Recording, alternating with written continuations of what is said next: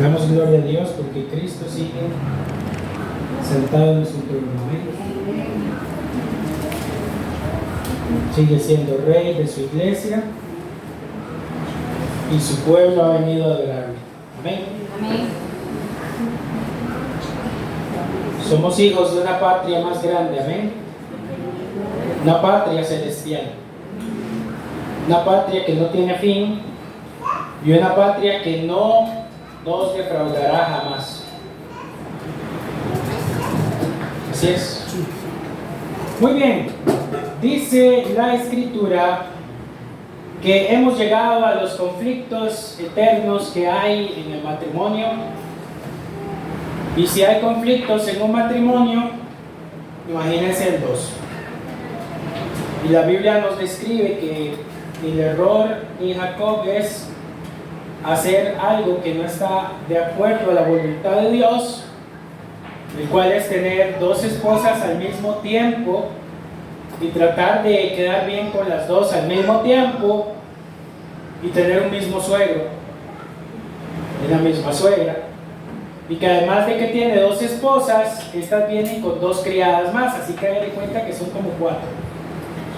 Una familia sumamente conflictiva, lejos del diseño de Dios, poco convencional, pero así es como Dios, con todo y todo, Dios decidió trabajar con su pueblo y con su pacto. Amén.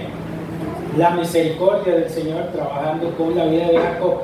Vamos a ver los conflictos, los celos y las envidias que le acontecieron. Luego más adelante vamos a ver las tretas que se tenía él con su suegro, porque tras de que tenía problemas familiares, también tenía problemas con su suegro.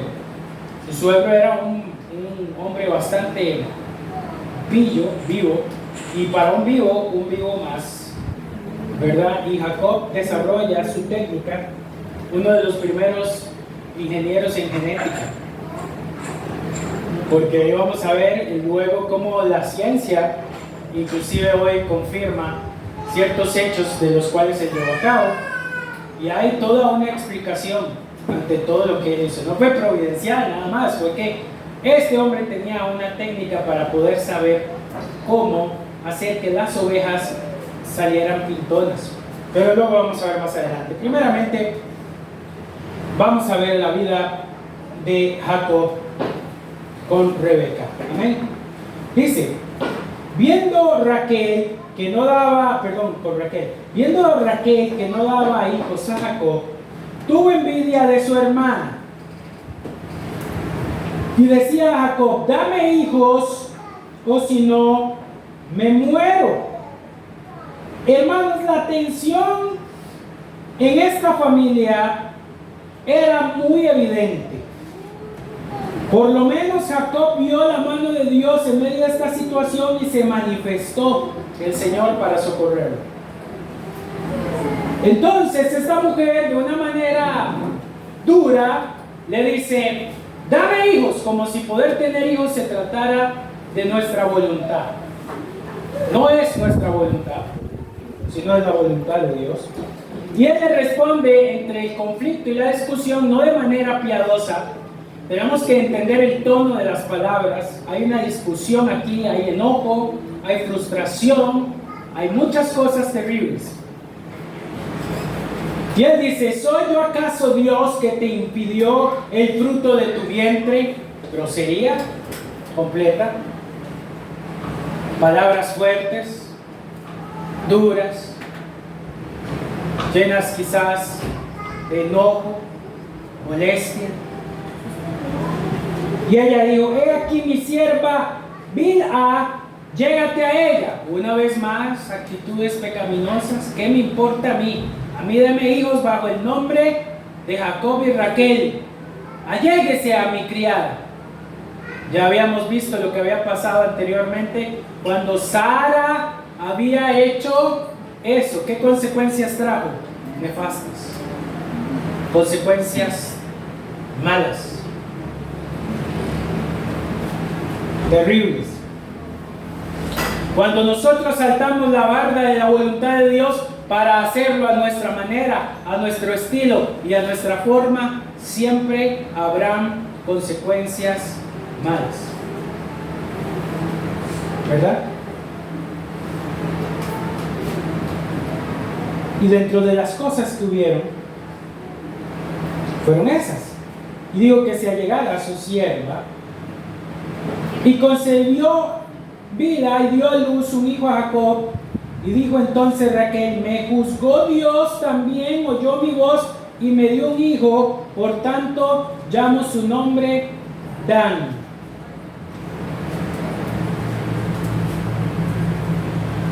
¿Qué duro es esto? Aquí ella llega y pronuncia estas palabras para decirle a su hermana: lero, lero, calzón de cuero, acabo de parir un hijo y tú no. Dios me ha juzgado en mi causa y me halló justa. Me dio un hijo y a ti no. La envidia estaba apoderándose de la familia. Todas las familias pueden tener conflictos, pero este tipo de conflictos son crueles, muy crueles. No hay algo bueno que podamos destacar en esta carrera por tener bebés entre dos hermanas y traer discordia y disensión dentro de la familia. Oh sí, amados hermanos, debemos de luchar fervientemente porque haya un ambiente de paz para que gane ¿quién? El evangelio en la familia. Tenemos que menguar con las discusiones con nuestros familiares con tal de que el evangelio sea el que gane en nuestra familia. Todo lo que puede traer la envidia, el enojo, el desazón, las desavenencias, los inconvenientes familiares es destrucción al evangelio. Y hoy el Señor nos exhorta y nos insta a buscar la paz por sobre todas las cosas para que Cristo sea glorificado. Porque quien es glorificado en medio de las discusiones cuando hay paz es Cristo. No ganamos nosotros, no ganan ellos, pero quien gana es Cristo, su evangelio. Y así va a comenzar toda la carrera terrible de estas dos mujeres. Versículo 6. Digo entonces Raquel: me juzgó Dios y también oyó mi voz y me dio un hijo, por tanto llamó su nombre Dan. 7. Concibió otra vez Bilha, la sierva de Raquel, y dio a luz un segundo hijo a Jacob. Y dijo Raquel: con luchas de Dios he contendido. Empiezan sus palabras interesantes. Ella está diciendo que ella ha prevalecido a pesar de toda la dificultad que tiene, que es que su esposo esté casado con su hermana. Ella ha salido victoriosa. Esos son provocaciones, no son de ninguna manera exaltaciones. Ella salía de la tienda cuando su criada paría y gritaba: con Dios he contendido y Dios ha visto mi enorme justicia. Y se lo decía así a su hermana, que no podía tener hijos. Qué duro, ¿va? Contender, pelear día tras día, provocaciones, insultos, cosas terribles se estaban dando en la casa de Jacob. Duras cosas. Tremendo. Versículo 8. Y dijo Raquel: con luchas de Dios he contendido con mi hermana y he vencido. Le gané. Insultos.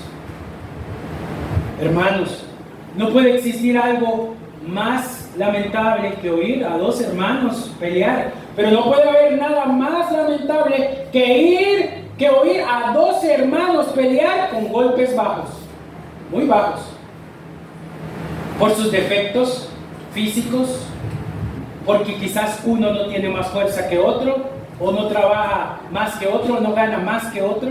Son golpes bajos. Es una guerra sucia. No estamos hablando aquí de que buscara en cierta medida esa casa paz. Buscaban guerra y buscaban pelea.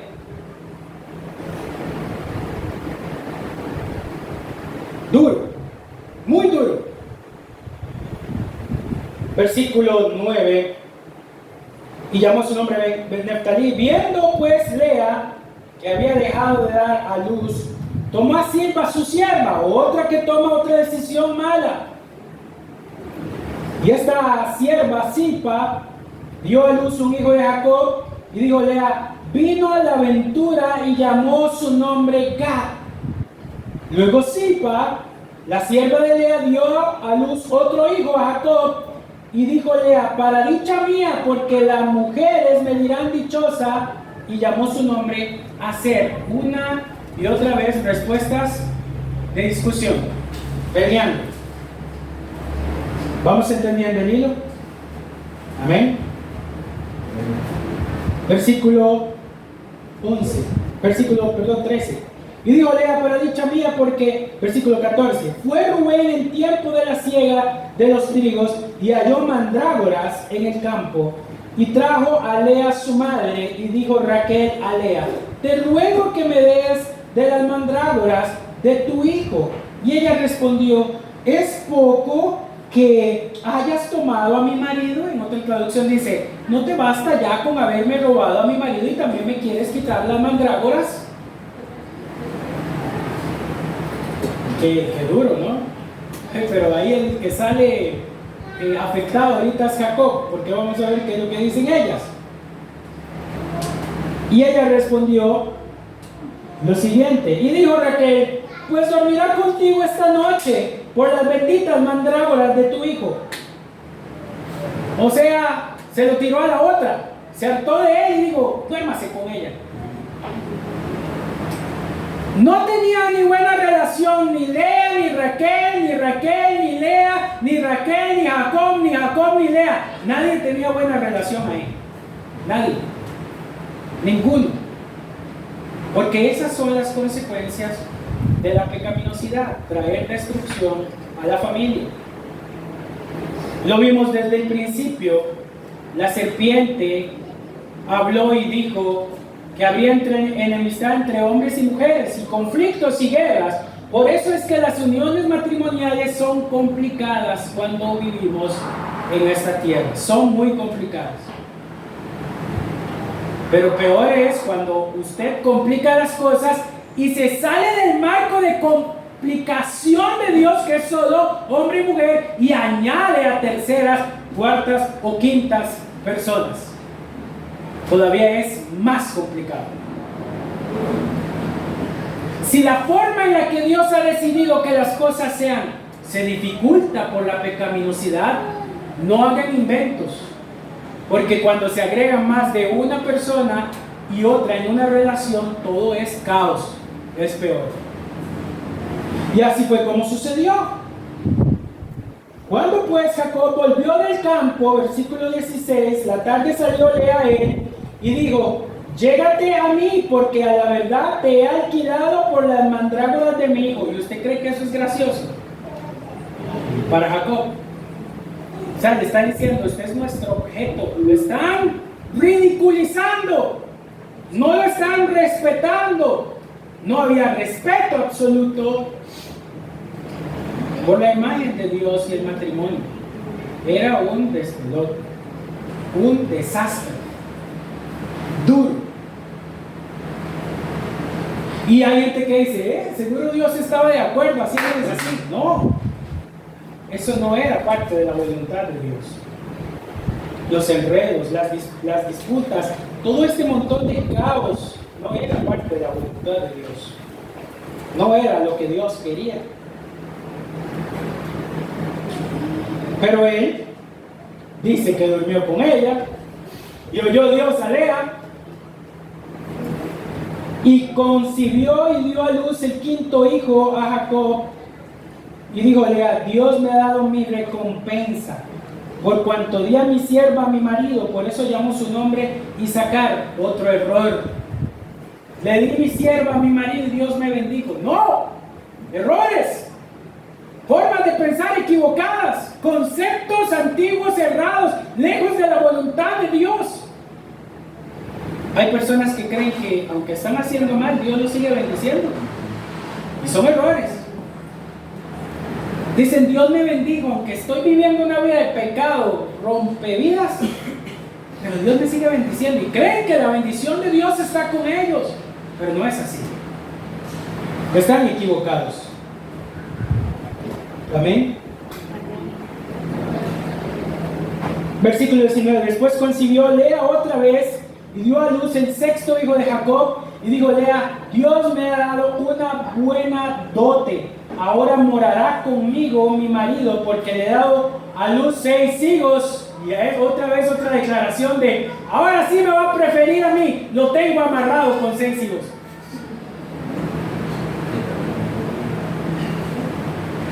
Lo tengo. ¿Verdad?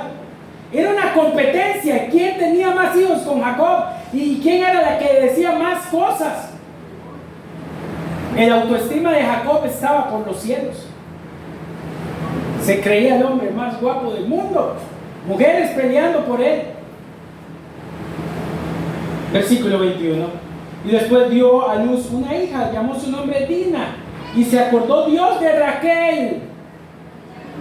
Y la oyó Dios y le concibió hijos. Y concibió y dio a luz un hijo. Y dijo Dios: he quitado mi afrenta. Y llamó su nombre José, diciendo: añádeme Jehová otro hijo. Y otro.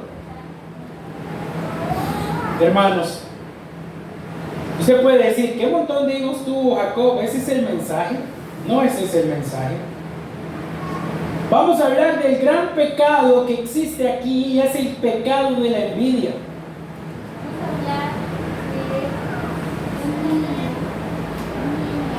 Hay una frase muy popular que quizás casi nadie conozca, y que si la han oído la podemos explicar, que se llama: tu envidia es mi bendición. La gente dice: que la gente me envidie quiere decir de que yo ando bien. Pero la Biblia, de todas las formas en que describe la envidia y los celos, es la peor manera en la que una persona puede recibir algo o algún sentimiento de otro. Es una frase curiosa, hermanos, porque la gran mayoría de personas se acostumbran a vivir o envidiando o siendo envidiados. Vamos a definir la gravedad de la envidia. ¿Qué es la envidia? La envidia es el deseo por lo cual queremos algo y no lo tenemos. No necesariamente tenemos que envidiar a alguien nada más. Podemos envidiar ideas y pensamientos, conceptos. Podemos envidiar cómo viven los mundanos sin ninguna consecuencia. La Biblia dice en el libro de Salmos: no envidies a los malignos. Puedes decir: quisiera ser como ellos, que no tienen Dios, hacen maldades y les va bien. Ese concepto también es pecaminoso. Pero este es uno de los pecados más duros con los que debemos de tratar: la inconformidad en nuestro corazón. Porque la envidia es tan sutil que la podemos sentir sin siquiera sentirla. Podemos tenerla sin sentirla. Podemos albergarla en el corazón sin saberlo. Debemos de luchar contra todo tipo de pecado y de pecaminosidad. La Biblia nos enseña que se trata de un pecado que trae consecuencias lamentables. La envidia fue la causa del primer homicidio en la humanidad. Y no fue distante. Fue un sentimiento que tuvo un hermano contra otro hermano. No fue un particular. Fue alguien dentro de la misma familia que detonó el más grave homicidio. Cuando los hermanos Caín y Abel trajeron sus ofrendas delante de Dios, Dios miró con agrado la de Abel. Y eso despertó la envidia de Caín. Entonces el Señor advirtió a Caín que no se dejara dominar por el enojo que traía ¿qué? La envidia. La envidia era la puerta a otros pecados. La envidia puede ser la causa por la cual hagamos malas acciones, hablar mal de los demás, tener acciones pecaminosas contra otro, desearle el mal, y la peor de todas, contribuir a que ese mal sea realizado. El punto más terrible de una envidia es el asesinato. Y cuando oímos el relato bíblico decimos, es que esos hombres estaban a la merced de su pecaminosidad, porque en aquellos tiempos no había palabra de Dios, no había versículos bíblicos, no había prédicas con las cuales nos fortalecemos. Amados hermanos, en nuestro país, hermanos se han matado por herencias. Hermanos se han matado por envidias. Familias enteras se han dividido por enojo y odio. Y Dios no desea que en nuestro corazón se alberguen estas cosas. Caín, cegado por su pecado, dijo a su hermano, vayamos juntos al campo. Lo engañó, le hizo sentir que estaba en un ambiente cómodo, y cuando estaba total y completamente distraído y confiado en él, lo asesinó. La envidia hace que podamos fingir mucho tiempo hasta poder matar a alguien. Hermanos, ¿ha usted en algún momento sentido ese sentimiento que lo carcome? Porque la envidia es una carcoma. Nos hace sentir la necesidad de desearle el mal a otros, y nos burlamos cuando le va mal a quien le tenemos envidia. Decimos de alguna manera, qué bien que le fue mal. Se lo merece. Y nos sentimos bien. Sentimos una sonrisa que se escapa cuando a alguien que nos cae mal, le va mal. Y eso no es la voluntad del Señor. Una envidia desenfrenada puede llevarnos más lejos de lo que imaginamos. Cuando no ponemos un freno a la envidia, podemos cometer actos horribles contra los demás, como le explica el libro de Santiago 4:2. Somos envidiosos y no puede obtener combate ni guerra contra la envidia, dice Santiago. Solamente el Señor puede ayudarnos. Así que nadie puede decir, yo no la siento, nunca la he sentido y jamás la sentiré. Hermanos, Santiago nos dice que mientras estemos en esta carne, nuestra carne carcomerá envidia. Y debemos de pedirle al Señor que quite eso de nuestros corazones. Amén. No controlar este impulso nos llevará a atacar y a pecar contra nuestro prójimo. La primera característica de la envidia es hablar mal de alguien. Esa es la primera. Cuando ocupamos mucho tiempo hablando de una persona, la envidia se ha despertado. Hay algo que nos da insatisfacción al ver a esa persona feliz.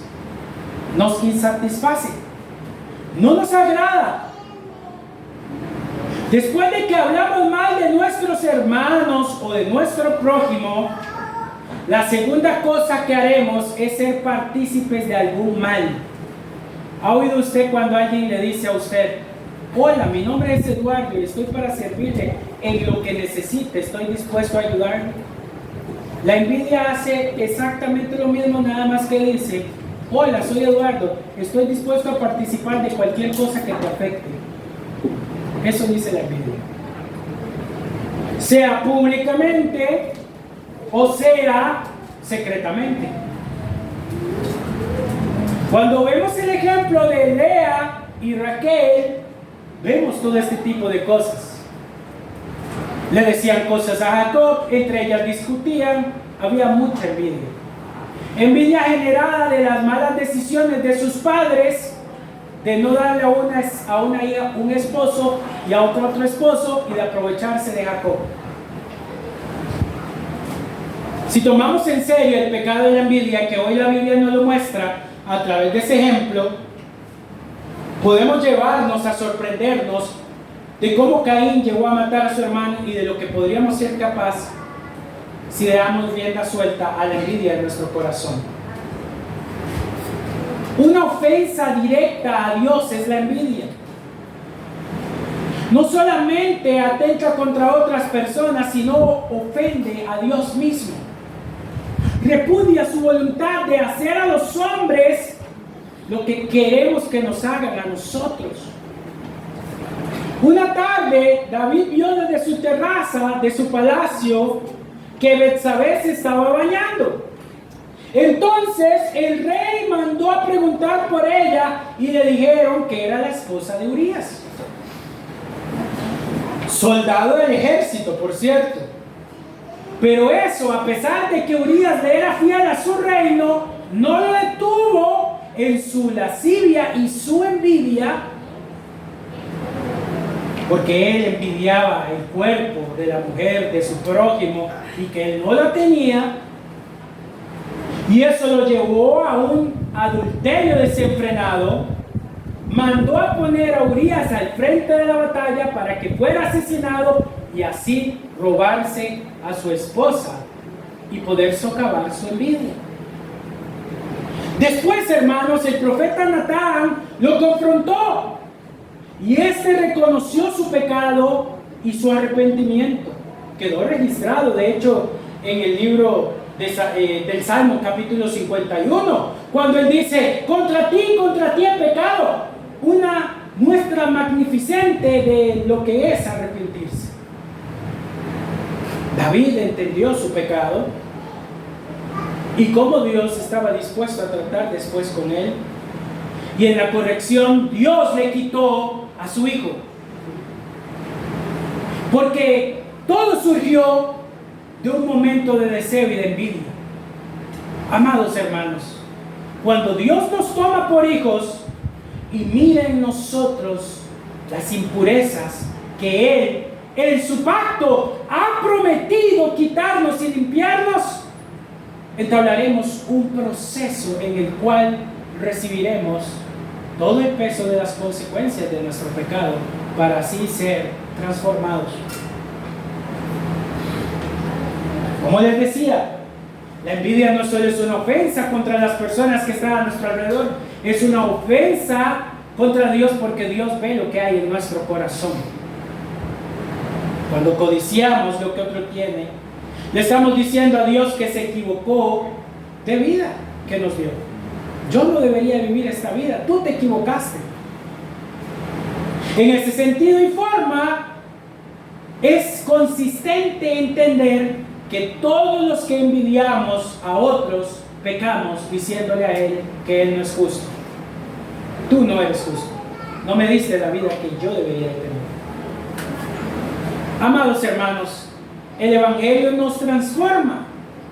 La envidia piensa en sus propios intereses y es capaz de producir un resentimiento que nos va a llevar a lastimar al prójimo y a nuestros hermanos, y nos va a llenar de algo que la Biblia dice que debemos de cuidarnos en el libro de Hebreos, que es de la amargura. Viene alguien y tiene un automóvil nuevo y decimos: no vi el color rojo, qué feo ese color. Y a todo le vemos una apatía. Se llena nuestro corazón de envidia. No vemos buenas ni vemos las bendiciones que otros tienen como algo en lo cual alegrarnos. Más bien decimos: qué cólera, porque yo no tengo eso, yo lo merezco. Y ese es un grave error que se alberga en el corazón. Eso se llama amargura. Cuando viene alguien y nos cuenta: vieras, me siento tan feliz de que voy a viajar y voy a salir con mi familia, y estaba hablando de eso, y de repente alguien dice: ay, pero no había un lugar más bonito. Dentro de su corazón no hay nada positivo para hablar, porque lo que hay dentro de sí es amargura. La amargura ve todo feo, lúgubre y triste. Amados hermanos, la carcoma de la envidia y la amargura puede estar en nuestro corazón cuando decimos: qué pereza, otros pasean y yo no, otros tienen y yo no, otros Dios los bendice de esta manera y yo no. Dios desea que cambiemos esa forma de ser, la entreguemos a Cristo como un pecado más que debemos de reconocer. Y si nos cuesta, hermanos, si Dios nos ha salvado, Dios iniciará un proceso para quitarnos la envidia. Lo va a iniciar. Porque el Evangelio busca transformar. Filipenses 2, 6, 8. Aunque existía en forma de Dios, no consideró el ser igual a Dios como algo a que aferrarse, sino que se despojó a sí mismo, tomando forma de siervo, haciéndose semejante a los hombres, hallándose en forma de hombre, se humilló él mismo, haciéndose obediente hasta la muerte y muerte de cruz. Gracias a Cristo fuimos rescatados del pecado. El mismo evangelio que nos salvó es el que nos transforma día tras día, y allí el evangelio comienza a hacer que luchemos contra la envidia que se alberga en nuestra carne y en nuestro corazón. Tendremos que luchar.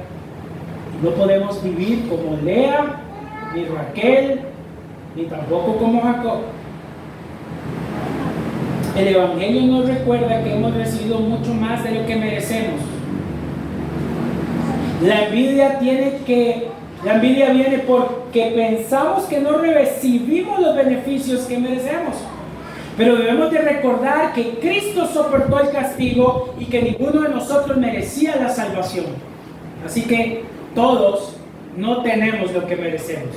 ¿Se imagina si recibiéramos de parte de Dios la justicia divina de lo que merecemos? Estaríamos perdidos. Si Dios dijera, te voy a dar lo que te mereces. Este calor te lo mereces. Y más. Hay un calor que todos nos merecemos y no queremos ir ahí, ¿no? Pero esto nos muestra de que hemos sido rescatados. No hay lugar para la envidia en el corazón que entiende que ha recibido de Cristo todo por pura gracia. ¿Han recibido el perdón por gracia? Entonces perdona a los demás por gracia, sin condición. El evangelio nos transforma para amar a nuestro prójimo con el amor que Dios tiene para todos. Incluso nos ayuda a amar a quienes no es cercano y a quien es un enemigo. Debemos de entender que debemos de alegrarnos cuando nuestros enemigos crean en Cristo y se acerquen a Él. El evangelio nos ayuda a dejar de compararnos. Cada vez que tenemos envidia, deberíamos de retumbar en nuestras mentes las palabras de Jesús a Pedro: a ti que, tú sígueme, y punto. ¿Cierto? Dios tiene cuidado de nosotros y sabe lo que le hemos dado. Sabe hacia dónde nos dirigimos en su voluntad. El evangelio nos hace agradecidos. Los salmistas nos enseñan a agradecer todo. El Salmo 100 es una oda del agradecimiento a Dios. Desde la salvación hasta cosas sencillas como que nuestros ojos fueron abiertos hoy. Y que solemos dar por sentado, hermanos.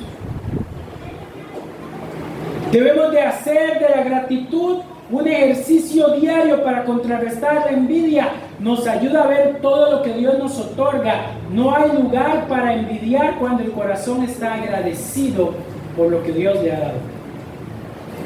Si entendemos la gravedad del pecado, no diríamos ni en broma que la envidia es una bendición, como comencé diciendo en esta ponencia, esta prédica. La frase popular: tu envidia es mi bendición.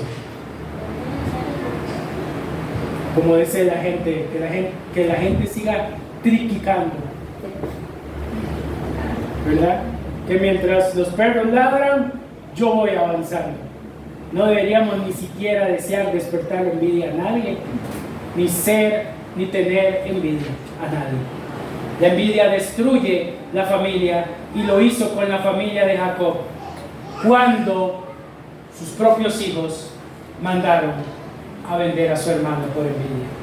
Un pecado que estaba a la orden del día en la casa de Jacob, que muy probablemente fue lo que impulsó o maximizó la pecaminosidad del corazón de los hermanos de José más adelante para venderlo.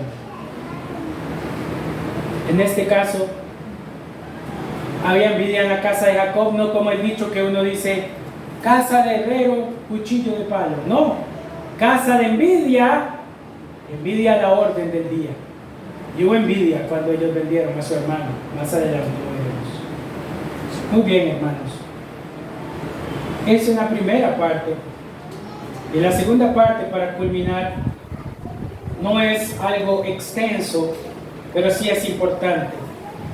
Labán se pone de acuerdo porque es importante ver todas las tretas y todas las cosas terribles que entre ellos se daban. En el mismo capítulo 31 de Génesis, ellos, versículo 25, dice: aconteció que cuando Raquel hubo dado a luz a José, que Jacob dijo a Labán: envíame e iré a mi lugar y a mi tierra, dame mis mujeres y mis hijos, por los cuales he servido contigo, y déjame ir, pues tú sabes los servicios que te he hecho. Y Labán le respondió: halle yo ahora gracia en tus ojos, y quédate. He experimentado que Jehová me ha bendecido por tu causa. No, claro, obviamente, si no le pagaba, lo tenía ahí, ¿verdad? Trabaje y trabaje, explotación. ¿Cómo no le iba a bendecir el Señor? Dijo él. Estaba ahí, trabaje y trabaje. Y Jacob dijo: págueme. Y él dijo: no, quédate, para no pagarle. Son tretas. Eran vivísimos. Labán era vivísimo. Digo, mano de obra barata. Ya tengo mi nuevo, mi yerno, mis hijas, mis nietos y las criadas. Todo el mundo me trabaja gratis. Mano de obra barata. Se estaba aprovechando de él. El negocio era redondo, no pagaba aguinaldos, no pagaba salarios. Lo tenía ahí trabajando casi 16 años. Y todos los hijos que le nacieron, es más, ya estaban tan viejos que Rubén hasta le traía a la mamá cosas. Y él seguía trabajando. Y él dijo: bueno, solito, ya me voy, me paga. Y hace: no, quédese. Dios me ha bendecido a través de su mano. Claro, ¿qué se iba a querer que se fuera? Y dijo: señálame tu salario y yo te daré. Lo digo en esta expresión porque así fue. Dígame entonces, ¿cuánto le debo? ¿Cuánto es el menudillo que me va a cobrar por familia? ¿Verdad? Y él respondió: tú sabes cómo te he servido, cómo ha estado tu ganado conmigo, gordo, porque poco tenías antes de mi venida y ha crecido en gran número, y Jehová te ha bendecido con mi llegada. Y ahora, ¿cuánto trabajaré también por mi propia casa? O sea, se va a aprovechar de mí de una forma educada. Qué bonito cuando se habla así, era educado, ¿verdad? Y él dijo: ¿qué te daré?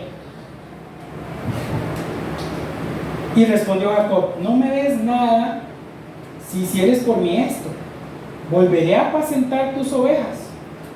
Empieza Jacob a pensar, ¿verdad?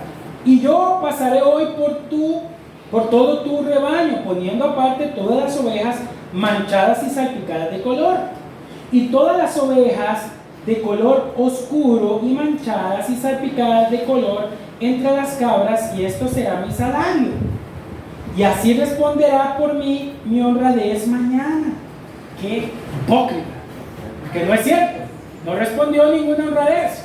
No había nada de honradez en ese tema. Había pura estrategia, pura forma de pensar y hacer negocio, ¿verdad? Así responderá por mí mi honradez mañana, cuando venga a reconocer mi salario. Todo lo que fuere pintada y manchada entre las ovejas de color oscuro, entre mis ovejas, se me ha de tener como hurto, dijo él. Dijo entonces Labán: mira, sea como tú dices. Claro, porque solo habían casi 98% de ovejas blancas, y él dijo: no va a sacar nada. De hecho, había solo un tipo de raza en ese momento, en esa región, y luego más adelante Jacob inventa o crea otra raza. Estas ovejas tenían 4 cuernos. Tenían cuernos aquí, y algunas hasta podían tener hasta 8 o 7 cuernos. Por eso cuando vemos en Apocalipsis que Cristo describe cabras con 8 cuernos, los apóstoles nos dicen: ¡uy, qué aberración! No, habían ovejas de 4 o hasta 5 cuernos. es un tipo de raza, la oveja más lanuda. Ahora, dicho esto, no había ahí nada de positivo, todo eran tretas. Ninguno podía confiar en el otro. Pero aquí el que ganó fue el más vivo, ¿verdad? Y no me diga usted, ve, pastor, por eso es que uno tiene que ser vivo y sacar ventaja en los negocios. No, no, hermanos. Hay que ser justos, siempre. No ser escurridizos, vivos o aprovecharse de los demás. Tenemos que tratar de ser justos. No es fácil ser justo en un mundo de gente que se pone, pero sí es cierto, hay gente que se deja, y ahí es donde realmente se ve nuestra calidad y entereza moral cristiana. Porque uno puede decir, es que el otro es tonto y yo soy más vivo, entonces ¿cómo hago, pastor? Si yo soy muy vivo y el otro es tonto. Debemos de ser justos, ¿verdad?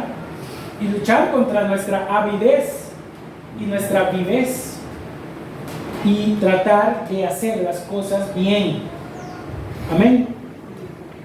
Entonces dice que a Labán le parece esto, y Labán apartó aquel día a los machos cabríos manchados y rayados, y todas las cabras manchadas y salpicadas de color, y todo aquel que tenía en sí de blanco, y todo lo que color oscuro entre las ovejas, y las puso en la mano de sus hijos, y puso 3 días de camino entre sí a Jacob, y Jacob apacentaba las ovejas de Labán. Tomó luego Jacob varas verdes de álamo, de avellano, de castaño, y descortezó las monturas blancas, y descubrió así lo blanco de las varas, y puso las varas que tenía montado delante del ganado en los canales de los abrevaderos de agua, donde venían a beber las ovejas, las cuales procreaban cuando venían a beber. Y esto es muy importante, hermanos, porque hay toda una observación. Primero, las que eran de piel lisas eran homocigotas, y las que eran marrones eran,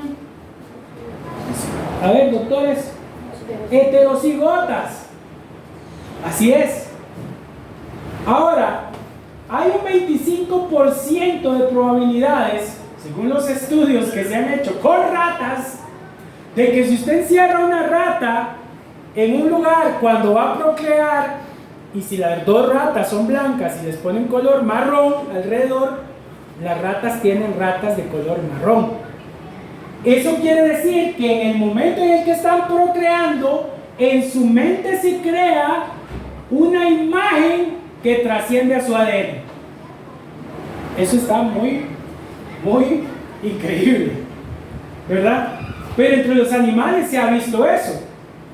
Han habido investigaciones que se han llevado a cabo por el premio Nobel David Hundel y Thorsten Haydensen, 2 científicos de genomas de genética humana, que han hablado de que hay estímulos visuales que generan respuestas específicas en el cerebro que pueden alterar el ADN. Y no se ha hecho con seres humanos, hasta donde se sabe, porque tendrían muchas consecuencias. Pero sí hay gran cantidad de experimentos con animales con respecto al tema de lo que se hace y se hizo con Jacob. Así que Jacob fue una de las primeras personas que empezó a experimentar con los genes de los animales. Y de ahí salieron otras razas. De hecho, la raza que Jacob saca de esas ovejas son un tipo de oveja que luego más adelante se le conoce como oveja lanuda. Entonces sí era un poco rara cuando la ven, no era una oveja normal. Él hizo algo genético para poder tener ganancia, entre otras cosas. Y puso la vara de blanco en las varas, versículo 29. Así concebían las ovejas delante de las varas, y parían borregos lisados, pintados, salpicados de diversos colores. Era un vivazo. Fue un vivazo. Digo, aquí voy a poner a parir a todas las ovejas de ahora en adelante puro salpicado. Y así me voy a cobrar esos 29 años que yo trabajaba este hombre. Claro, cuando el hombre llegó y vio todas de colores, se asustó. Dijo, ¿qué pasó aquí? Y Jacob dijo, un milagro del Señor. ¿Verdad? Y apartaba a todos los corderos y ponía en su propio rebaño los lisados y todo lo que era oscuro de hato de Labán. Y ponía su hato aparte y no lo ponía con las cabras de Labán. Por dicha no era tan ladrón. Y sucedía que cuantas veces se hallaban en celo las ovejas más fuertes, ahí sí era vivo, Jacob ponía las varas delante de las ovejas en los abrevaderos para que concibiesen a la vista de las varas. Yo se lo voy a decir en el idioma que yo sé, caballos. Hay caballos que se han vendido aquí en Costa Rica por $250,000. Y las crías de esos caballos valen hasta $25,000. Entonces estamos hablando de otro mundo. Un animalito de esos uno no se lo compra, así nomás. Pero hay algo que ellos son muy vivos. Ellos hacen saltos de los campeones y son los más caros. Entre más campeones sean, más caro es el caballo. No importa que el caballo no haya hecho nada, simplemente por ser hijo de un campeón. Y si el caballo es un inútil y nunca hizo nada, el caballo sigue valiendo lo mismo hasta que se muera. Y el códice genético que ese caballo tiene vale. ¿Han ustedes escuchado la historia de Secretary? ¿Alguna vez? Bueno, ese caballo tuvo más de 600 saltos y es uno de los caballos más reconocidos en el mundo por ser campeón. Hoy en día sus tataranietos siguen generando ganancias a la familia de las personas que eran dueños de Secretary. Ganancias enormes. El hecho de que Jacob agarrara las ovejas más fuertes era su parte y su estrategia de negocios inteligente. Era una forma en la que él había adquirido conocimiento sobre el tema. Eso no está mal. Que Dios nos bendiga con capacidades. Lo que está mal es tratar de estafar a los demás siendo más vivos, ¿verdad? Y sucedía que cuantas ovejas se hallaban en celo, dice que él las ponía, versículo 42, pero cuando venían las ovejas más débiles, no las ponía. Así eran las más débiles, ¿para quién? Así él llegaba y se cobraba su interés. Se redondeaba todo su salario con creces y se dejó las ovejas más fuertes. Y se enriqueció el varón muchísimo. Tuvo muchas más ovejas y siervos y siervas y camellos y asnos. Y aquí se cumple una parte de la promesa que él le dijo a Dios. Le dijo, yo acepto todo, pero bendíceme. Y el Señor, aunque no le había dicho eso, por su gracia y su misericordia también lo bendijo. Miren, hermanos, no podemos demandarle nada al Señor, pero el Señor sabe cuáles son nuestras circunstancias, sabe cuando se han aprovechado de usted, también sabe cuando usted se ha aprovechado de alguien, sabe cuántas lágrimas usted ha derramado por trabajos injustos e injusticias, y Él sabe recompensarlas. Él sabe en su misericordia cómo devolvernos a través de otras personas también que ni siquiera imaginamos. Pero hoy en la exhortación, además de la envidia, el Señor quiere que caminemos en justicia y en integridad. Amén. Y que creamos que si algo nos falta, Él nos lo dará. No necesitamos probarlo. Amén. Oremos. Señor, te damos gracias en esta mañana por tu palabra. Gracias por este calor. Gracias por tu iglesia. Gracias por los alimentos. Bendícenos en esta hora. En el nombre de Jesucristo. Amén y amén. La próxima semana, hermanos, el culto no será aquí, será en la iglesia Pacto de Gracia. Así que coordinemos el transporte para que así podamos todos asistir. podríamos disponer tal vez un Uber grande aquí para que puedan trasladar